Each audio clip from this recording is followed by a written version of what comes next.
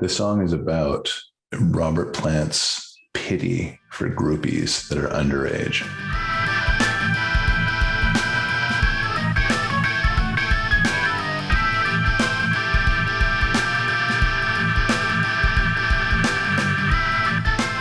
I have some ideas. Look at this. That's a great idea. How about this? Is this better? No, this is better. Go back. Yeah, I like that. Yeah. Look, hold on. Let me try it. Hold on. Yeah. I like that. That's kind of cool. I like that too. Huh?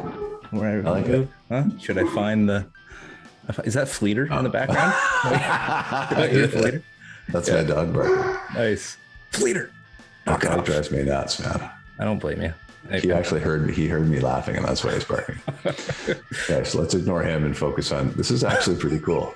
I like this effect. Like, how do you do that? Just make it on your face. Yeah, I said I have a green screen, and I chose my skin tone as the green screen.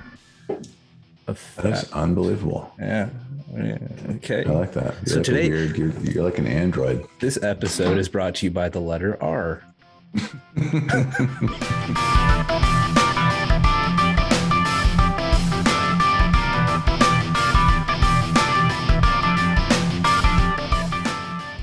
We today are going to talk about a very important record, and that record is Led Zeppelin's Physical Graffiti. Now, this album is what I like about the record. We're just going to get started really quick. The culmination of everything really that Led Zeppelin was about. This was the culmination of like 7 years of work, really, and the reason why I say that is because a lot of the songs that are on this record date back to, 69, not a lot, but a few.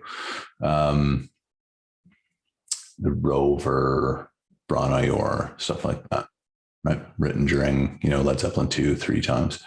And just like a culmination of their entire history. This was Led Zeppelin's highest point. Right. So this is your favorite Zeppelin album.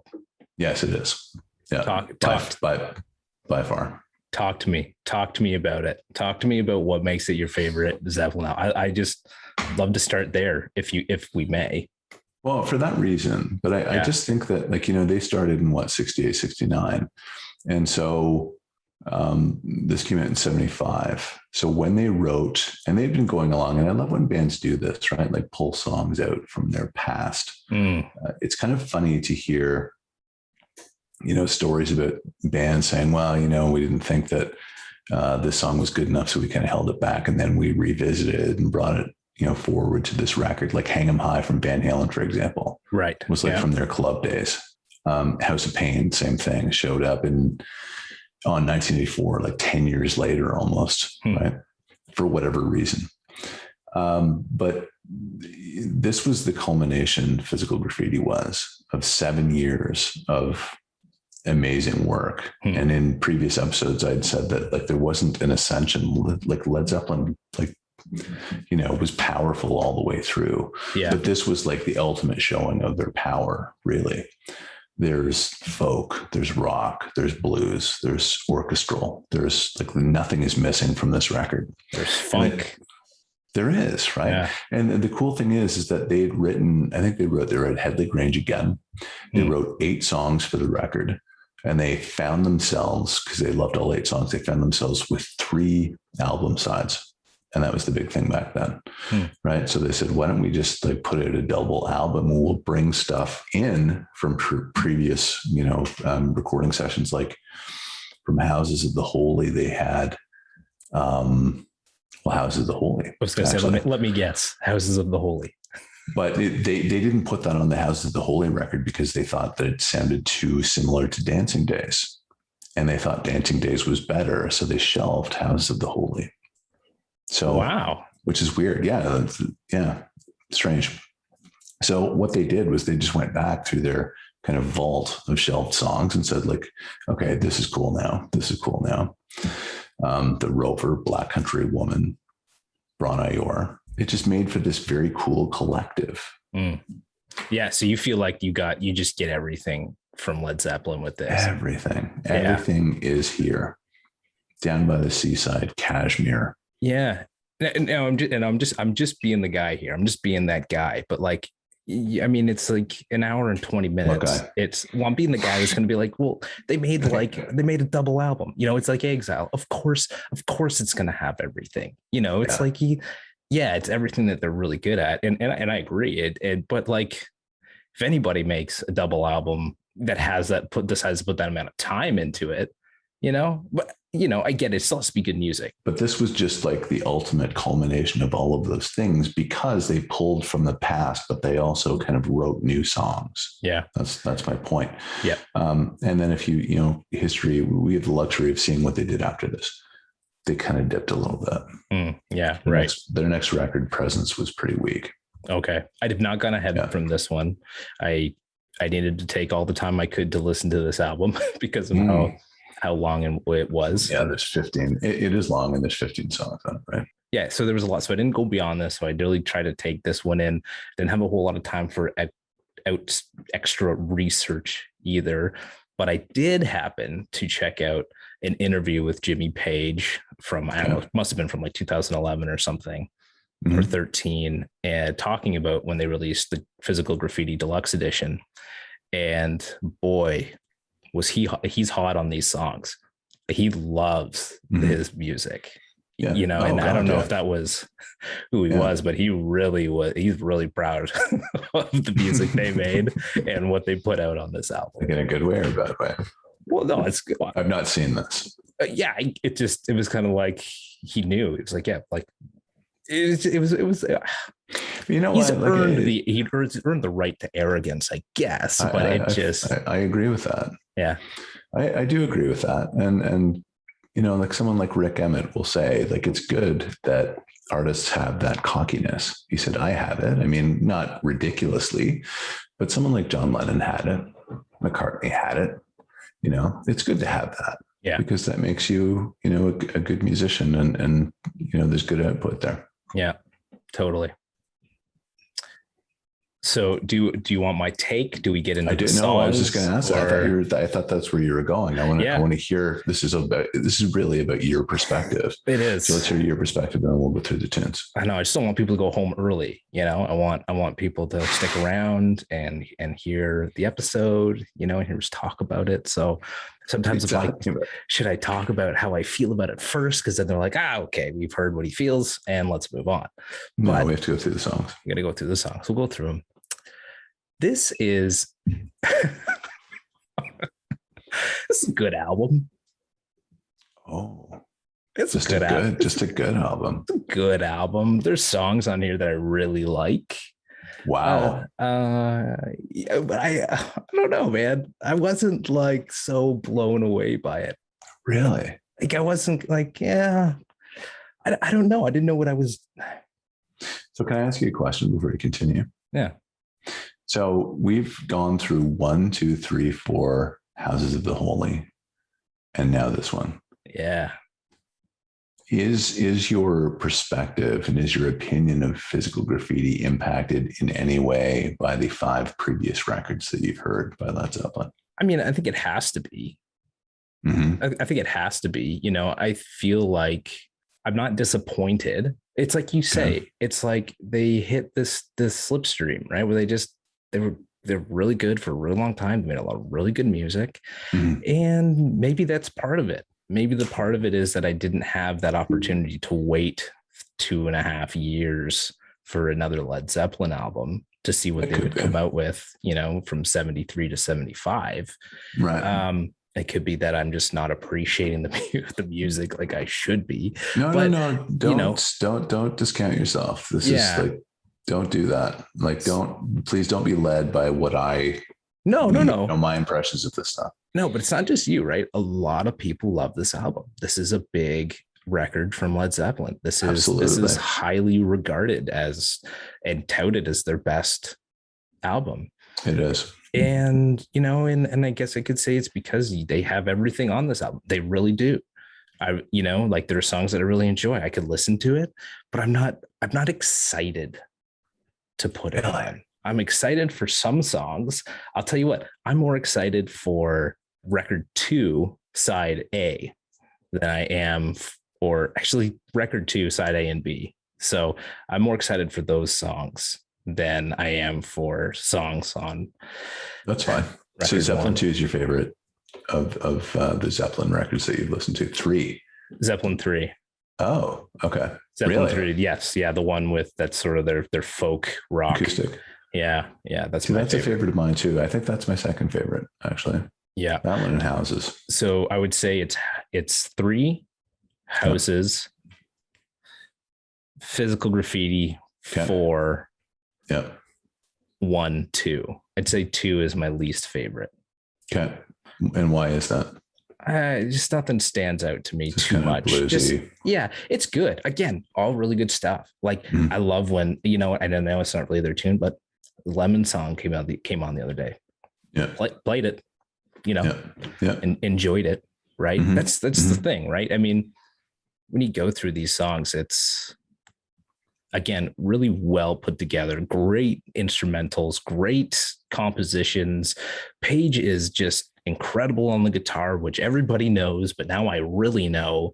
Right. But I don't know, man. So let's get into some of the songs. Okay. Let's do it. Let's go through. So like Custard Pie kicks off the record. I love how it starts, and I'm bored by the end of it.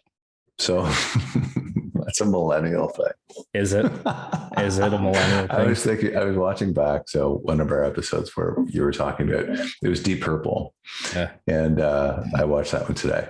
And so, I just gave it. No, I didn't. Because by the time this plays, it's not a secret anymore. Deep Purple. Correct. Burn. So you said, your main gripe was, well, the songs are too long. So like when they start, like it's exciting. But then it's like, when's the song going to end? And I thought, like, that's such a millennial thing. It is. It's like, hey, like, give me the stuff. Yeah, I guess if it changes up, like I said, like I'm a Stairway to Heaven fan, which I get it, everybody is, but I'm also a Rain Song fan. Like there are Zeppelin songs that are long that I dig, that I can get behind, okay. and you can go back and look at those other episodes as proof of that, so yeah. Right. But this, it's when it's the same for too long. Okay. When it's just the same, it's the whole way through. I'm kind of like, all right. So yeah. Okay. Again, good rock tune. Like neither here nor there, or good nor bad, but interesting because as I've said previously, you're 31 and this came out in 1975. So this is the entire like ethos of this program, right? Just to see like, and I'm really trying to embrace that. I'm really trying to embrace this fact that like, I don't have to say what everybody else. This is how I'm interpreting the music, and I'm really trying to embrace that. Right. Yeah. I don't want you to be like biased or like you feel like you have to, and I know that you don't. Right. No, for sure. And I actually want you to say, I think this is garbage. Totally. Well, yeah. So Custard Pie. If you do. Yeah, totally. Right. So in Custard Pie's, drums are great. Again, bottom drums great. Riff is good. I just get kind of bored. It just doesn't excite me. The Rover, on the other hand, I mean, I sent you a message when I finished listening to this song. Usually we try and stay out of each other's business about the records that we're talking about, but before we talk about them. But man, I couldn't help but send you a message on this one because I was just blown away by the Rover. So good. I love this song. Yeah. My God, what a song. It's just the way that that changes, what it is, millennial thing. I need change. I need constant change. I need things to be moving, my attention to go from here to yellow bird, cat, I'm joking, by the way, when I say that, kind of, but it's 100% accurate. Yeah. But the Rover is a funny song because I think that was written in 70. I think that was written during the Zeppelin 3 sessions in Brunei, and it was originally recorded as an acoustic thing, and it was supposed to be actually on Led Zeppelin 3. That's right. And then they tried it again during the Houses of the Holy sessions, and they changed the arrangement to make it more heavy. And then they still didn't like it. and they just kind of shelved it and they pulled it out. This is one of the songs that I think that they filled up side 4 with. Wow. Yeah, it is. It's spectacular, man. The chorus, the way what Plant does vocally with it. And that's a big thing with this record. And when you think about the song Kashmir and the way that he's able to bring lyrics and a vocal tonality to the song is pretty incredible. So that's this song. I mean, in general, what he's able to bring to every song, you know, it's not just simple things that Page is doing or, you know, Bonham and Jones, you know, it's crazy when you think about how they all work together to make this music. So so the Rover top track from this album, loved it. Apparently for this record, Bonham took more of a leadership role in the arrangements. And it's like, I think In My Time of Dying, it's kind of it's a lengthy song, but there's a lot of changes in it. There's like, you know, stops and speed ups and slow downs. And apparently he arranged the song to the degree that he got a lead songwriting credit on the song for the first time. Because typically the drummer just kind of sits back and says, okay, well, you know, especially with Page, right? Like Page is the guy who's like, you know, orchestrating everything. But Bonham took a very kind of frontline role on this record and arranged a lot of the songs such that, you know, he was one of the chief songwriters. He was right in there. Yeah. That's awesome. Yeah. I love that. Well, In My Time of Dying. Oh God. Yeah. Like so many changes in that song. Right. And I think that what did he do? He arranged the stops, right? Do, do, do, do, do, do, do. Because the band didn't know when to come in because it's like it's just a crazy song to try to keep up with. This for like John Paul Jones, like how does he stay with Bonham, right? And so they kind of methodically like fixed it. Bonham did and said, okay, so here's what you do, here's what you do, here's what you do. And he did get a lead songwriting credit in that song, I believe. That's cool. Yeah. It's 11 minutes long. And you know what? It's a song I'll put on in the background. It's a song, you know, it's a song that I'll put on to just kind of just work to, you know, it is long and it's cool. I got nothing wrong with it. I'm not sort of sitting there picking out every little piece. It's good. Yeah, I like it. And I especially love the ending. Yeah. Yeah. So is that the song where he gotta make it my dying?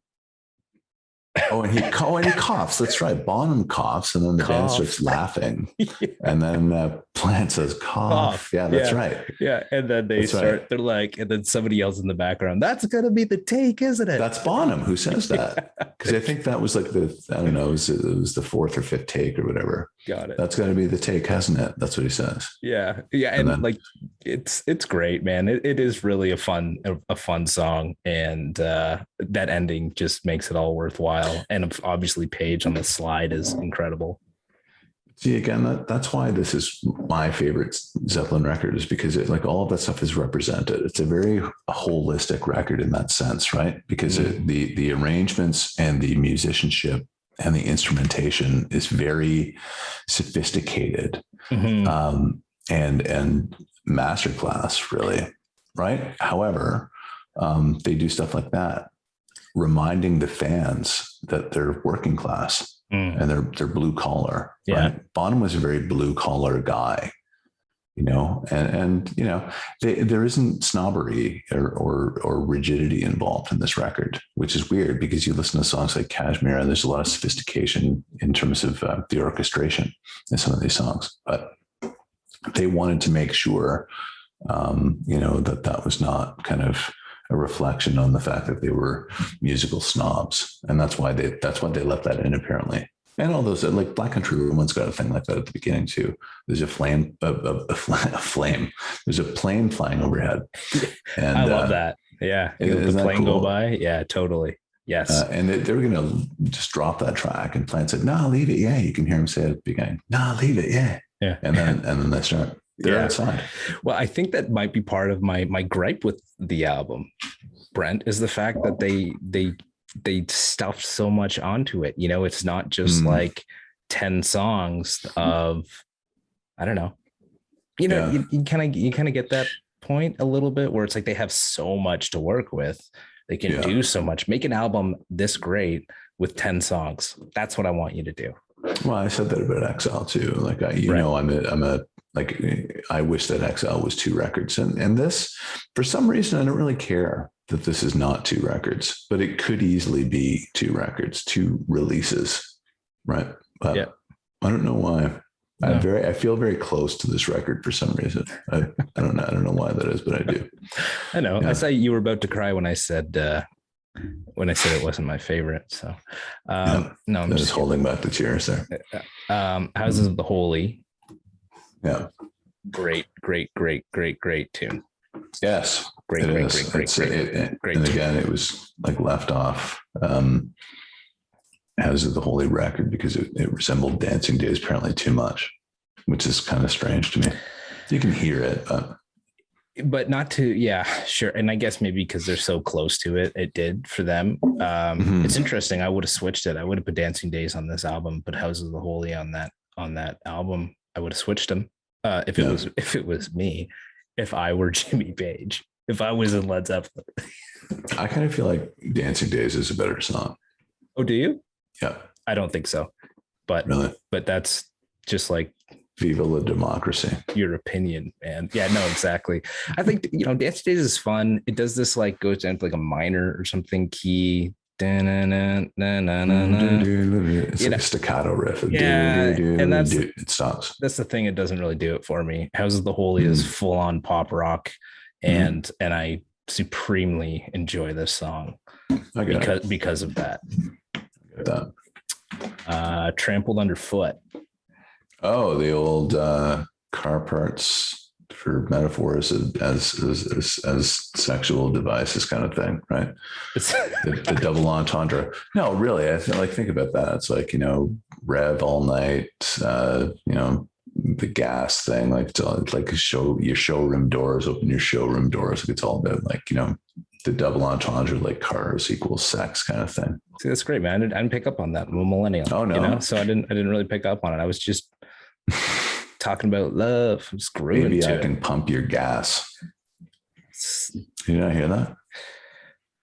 I'm so bad with lyrics, man, and that's gonna like lose me so many popularity points. But let me ask you a question about that. Do you not listen to what do you listen to if Alex sits down on the sofa and puts on Led Zeppelin 3 and sits down and listens to it? What do you hear? No, it's a good point, man. It's a good point. Lyrics just feel so secondary, which again is such a bad thing to say, but I just feel like they're so secondary to like what I take in, and to me, taking in the rhythms and the melodies and the way that everything comes together is what I feel first. And then, like if it's, like he says, talking about love, 300,000 times in this song, it's just everything else around that I don't really take in. Because I'm just so like kind of fixated, I think, on the instrumentation, which is just like, that's what gets me. I'm a guitar player, Brent. I'm a guitar player. So when I sit down and listen, like I listen to that kind of stuff. So I don't know. It's interesting too. Sorry, just a final thought on this. Please. I also don't find rock and roll like this as something that I listen to for the lyrics. You know what I mean? If I want to listen to Bob Dylan and get a story, that's who I'm going to listen to and get a story. And throw rocks at me all you want. I'm sure Led Zeppelin is telling some great stories when they're not stealing lyrics, but I just feel like, I just feel like I'm listening to Led Zeppelin for the instrumentation. And if I want to go listen to John Prine, Gordon Lightfoot, and get a story and lyrically get attached to it, that's who I'm going to go listen to. Okay. I do. I absolutely appreciate your position. Yeah. I do feel like you would not be disappointed if you heard some of the lyrics that Led Zeppelin offers. So just an advisement. Should we re-record this? Should I go listen to it one more week and we come back and re-record this? Kashmir, hit me with it. Great song. Okay. Great song. So in my opinion, great song. You can make the argument that it's overplayed, sadly. However, For me, the coolest part of the song is something. Brent, 1 second. Just the coolest part of the song. The reason why it's overplayed is because of Puff Daddy, P Diddy. Just don't even like. Don't. Okay. Do not mention that. Like I loved Godzilla, by the way. Like, so that is like throwing acid on me when you say that. Come with me. Go on. I can't believe that. I'm just saying that's why it's overplayed. It's a fucking travesty. Anyway, awful. But did you listen to the lyrics? Dude. Sorry, go on, Kashmir. I'm sorry, I'm ruining this. Throwing it off the rails. You are ruining it. Throwing it off the rails. You've almost ruined it, but I'm going to bring it back. The coolest thing about Kashmir, in my mind, in my opinion, is I don't know exactly where it is in the song, but it's there's a breakdown, okay, in Kashmir, and as it goes back into that main riff, Bonham again plays this amazing snare fill. It's amazing, not because it's complicated, but because it's exactly what he should play at that time. It's 7 notes, 7 strikes on the snare, 1 drum even. And then there's this pause to the next beat, to the next one. Wow. And it's like, da, da, da, da, da, da, da. Bang. and then that riff starts, right? And it's like, oh, it's like an actor, like a De Niro or a Pacino or a Hopkins, right? Delivering that line with the timing. It's all about the timing. Anybody can just throw a line out, right? Of course. But the way that they do it, right? It's masterful. Like it's perfect. The timing is perfect. Best thing about that song. So that concludes disc 1. Mm-hmm. So disc 2, side 1 starts off with In the Light. Oh, nice. Yeah. Everybody Makes It Through is what that used to be called, I believe, right? I don't know. Is that it? Was it? Yeah, I think so. Interesting. I think that was the name. Yeah. And then it was called In the Morning for a while. Like that's the cool thing about Led Zeppelin is that these songs get worked through this machine and they kind of like take on these different kind of permutations and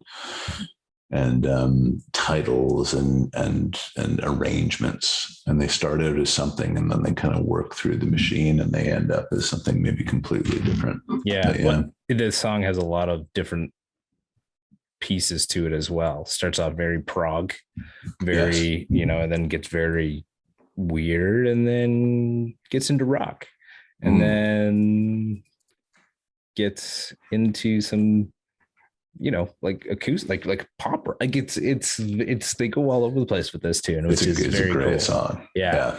And that was one of Page and Plant's favorites, I believe. Both of them said that they're very proud of that song. Cool. No, it's fun. It's good to listen. Yeah, good listen. Braun Ior is next, right? Yeah, Braun We Are, however you want to call it. I've heard people call it Braun We Are, so it's whatever. But I imagine this one goes back to what, 3, 4, 3, right? 3. Yeah. Braun Ior Stomp, right? Yeah. Braun Ior Stomp. During that cottage visit for them at Braun Ior Cottage, yeah. Yep. It's a nice little segmentation. Probably could have come either like later on side 1 of record 2, but it's fine. It's good. It's cool where it is. It leads beautifully into Down by the Seaside, which is just a. Talk to me about that song. Talk to you about that song. A lot of feelings through this song. Starts off very. Do you need to lay down on the couch? Yes, seriously, man. This is a song where tell me about your mother. You feel well. You kind of feel a little, about it. And when I found out this was kind of inspired by Neil Young, you could really start to feel that in terms of like Down by the River. Not that it sounds much like that song, but it sounds like very Neil Youngish. And that's what I really enjoyed about it. But then, my God, when it gets to that so far away and it like changes completely, you're like, how did you do that? That transition and that flip in the song, and then to come back to this real, like, you know, airy acoustic, you know, feel. Amazing. See, that is like summertime coming through my speakers. That song. I can imagine that. So many playlists in my house. Like it's just everywhere. And then in the summertime, that thing plays like crazy. Well, I should say, and I should have said at the top, I've not heard, I don't think I've ever heard disc 3 and 4 or records, or disc 2 and disc 2 side A and B. I've never heard any of the songs on this part of the album. Sorry, I just wanted to get that out there. Yeah. Really? Yep. I had only heard Kashmir. You know what? I probably only know Kashmir. Did you only play like record 1 or something, like the actual physical record? No. I just never heard any other song off of this album ever. Oh. Why is that? You just didn't go that far. Didn't come up, man. Didn't come up. So. Oh, fuck. There's so much gold in here in the bottom of it. I know. Yeah. Like I know. The next song. 10 Years Gone.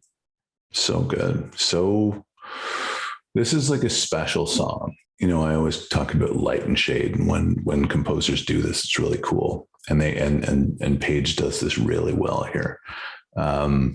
It's euphoric. It's deep. It's dark. Plant is talking about a relationship that he'd had 10 years ago with a woman who basically said, it's, and before Led Zeppelin started, it's me or it's your music. And he took a gamble and, you know, chose the music.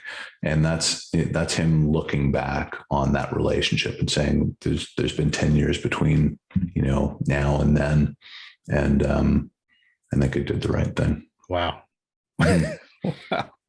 Yeah, I guess depending on when you want to look at it. Yeah, totally. It's I think, and that's why I said contemplative, because this is how it starts out. And it's like the same thing within the light.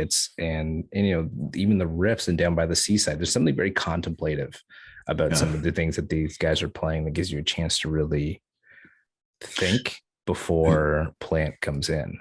Do you say contemplative or do you say contemplative? Fuck. Author Brent over here, writer Brent. God damn it. I said contemplative. I love winding you up. How do I say it? Is it contemplative? Contemplative. God. And I also say conversate, which isn't a word, but I could say conversate. Maybe in Australia you could say it that way. Conversate or what? Yeah. We start to conversate. Classified says that in a song of his. So, like, is it conversate? Yeah, we start to conversate, meaning we start to have a conversation. Like not converse. Correct. Yeah. Okay. So you say controversy? No, but I do say schedule. Following 10 Years Gone is Night Flight.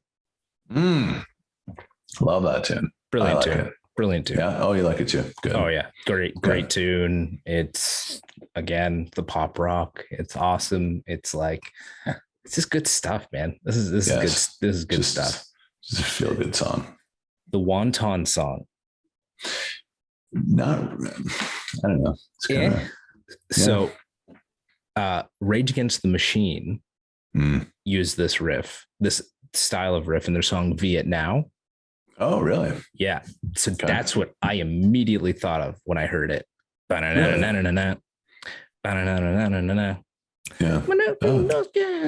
Oh man, you got to go. Yeah, I'll send you the song Viet Now. That whole album. I'm a big Rage fan. Yeah. I love Rage Against the Machine. So when I heard this, I was like, oh, I got really excited.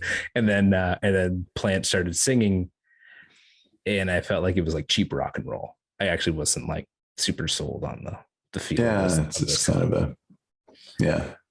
Another song I sent you a message about was Boogie with Stu. You love that song, and it's fun. You sent me a little gif of a guy dancing like very enthusiastically. Is that what you dance like? Yeah. To I kind this song. of like have an idea of like how you dance. Oh, very much white boy dance. It's like 1940s, 1950s up in this. Hey, Wow. my father, who you've met, has won dance competitions. Okay, he won Is that right? He won a Camaro for a week Really? when he was younger. Oh yeah. Wait, Oh, yeah. how does that? So I like your dad a lot. I met him, and I think he's a fantastic guy. I know he is. Yeah. But what does it mean to win a Camaro for a week? I have no idea. I guess it's What do you drive. You rent it? Like, would you keep it for a week and then you have to give it back, and then somebody else wins it the next week? Dad, if you could weigh in on the comment section right now, I know you're watching, because if you weren't watching, I'd be pretty disappointed in you. I'm very perplexed by that. Like, how does that work? Big disco guy, big disco dancer. Oh yeah, really? Oh yeah. So loved it. Really? So tell me about this. Like, what was this like a Soul Train contest? I don't know. I'm interested in this. Like, legitimately. Don't talk to me about it. I got to get him on. We'll get him on the show. Yeah, you talk to my dad, but he's a big dancer. Okay. I'll talk to him about that later on. So you don't like Boogie with Stew? Is that what you're trying to tell me? No, I don't mind it. It's not my favorite. And by the way, Page didn't care for it. It was held off of previous records because he thought it was unsuitable. That was that was on the highest shelf of all the songs that were shelved. That one was like way up there. I love the drum. I just love the drum that starts it. It's great. It's great. Like, and then you're like a beatboxer. No, I'm not even close. But thank you. But thanks, Brent.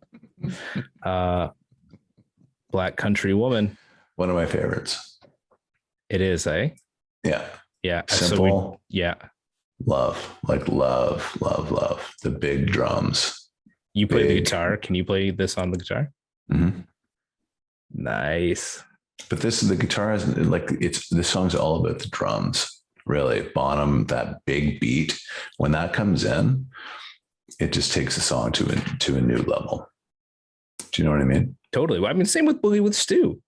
The drums on Boogie with Stu are huge. They are. But in this song particularly, I feel like the drums are center stage. And there's a part where Bonham just does these cool things that there's nuances, right? If you're not really listening, you don't hear these things. But if you really listen to his playing, it's fantastic. Like he'll hit a cymbal like in the middle of the signature just for no reason, and then it stays in your head so that when you listen in the car, you're tapping that on the dashboard, and it's like you do that. Do you know what I mean? So he's actually inventing this for you, and how cool is that as a musician? Really sounds like he's a bored millennial, is what it is. He's actually quite the opposite. I'm sorry. Yeah, all right, fine. So you're telling me that we're coming full circle here, and we are. Yeah, we are. I doubt it. And then the record, the album, however you want to say it, concludes with "Sick Again." Yes, it does. Do you know what the song's about? Of course not. I don't listen to the lyrics. The song is about Robert Plant's pity for groupies that are underage. Pity. Or so he says. Yeah. So he was asked in an interview after this record came out, and that would have been 75, about, what the song was about. And he said, well, it's about the LA Queens. The LA Queens being underage groupies that would show up in Los Angeles. When they went to the hotel, they would run up and offer favors to the band, right? And he said, well, these girls were so young. So he said, when you listen to the lyrics, you can hear me kind of feeling disdain for these poor girls. But then, and I won't repeat it here, but like he described the ages of these girls, and it was like, I hope that you guys weren't fooling around with girls that were that young. Wow. Yeah. And it's kind of, wild. It was the 70s, but still, I could not imagine. Yeah. Wow. What a way to send the album and the episode off. Well, so maybe it was, pity. I mean, it was a different time, but yeah, like it's unfathomable for me to imagine. Yeah. Mm-hmm. So yeah, so way to end our review of Physical Graffiti. Well, that's not the end. I mean, we still talked about a couple things. Right? Well, no, yeah, but I mean, that's the end of the album. It's the end of the double record right there. So, who's next? Oh, it's a big surprise. You don't even know. I don't even know. I know. That's why I'm like, we kind of chatted a little bit about it, but so I don't know. We're done with Zeppelin. So Zeppelin has, for your information, Zeppelin has three, well, plus a live record, 3 records after this. Presence, it was weak, quite honestly. In Through the Outdoor, not a great record. The live record song remains the same. And then Coda was released posthumously after John Bonham's death. And it was just a collection of stuff that was like way up on the top shelf that was left behind from, their like over the span of their entire career. So not, really worth going through. So I think we should bring the women into this. What do you think? So let's bring in some women. I agree. Yeah. And when I think about women in rock, I think about heart. So I'm thinking that what we could do. Barracuda? No. That's the only song I know about from Heart. So there's a ton. There's a ton. But in my opinion, this is my favorite Heart record. And I think it's kind of, again, I'm a big fan of like looking at the whole span of the work, right? It was recorded in 1980 and it's called Bebe Lestrange. That's the name of the record. Lestrange. And I guarantee that you're going to like this record. Actually, I'm going to make that guarantee right now. It's fantastic. Cool. It's so diverse. Like there's all kinds of great, like it's catchy. There's sophistication on there. It's a fantastic record. Anna Nancy Wilson. Yeah. So let's bring the girls in. Love it, man. Let's do it. Hearts, Bebe Lestrange. Bebe Lestrange, 1980. Okay. That's your assignment. I love it, man. I'm excited. I have no familiarity outside of Barracuda. That's what makes us cool.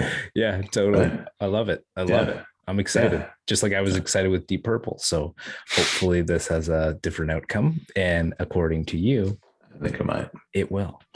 Yeah. Rock and roll, man. I love it. Well, thanks for taking me through Zeppelin. It was a ride. Yeah. I really enjoyed it. And I'm glad I did. Yeah, I'm glad I did because I think I learned a lot about music that came from these records, and having listened to them and kind of get an understanding. So yeah, I think there's a lot of history from these records that go on to influence a lot of really great guitar players and musicians, songwriters of today. Question. Yes. Yeah. Awesome. Yeah. So just go back and listen to the lyrics. What? Sorry, what'd you say? I didn't hear you. I was listening to the music. Go back and listen to the lyrics.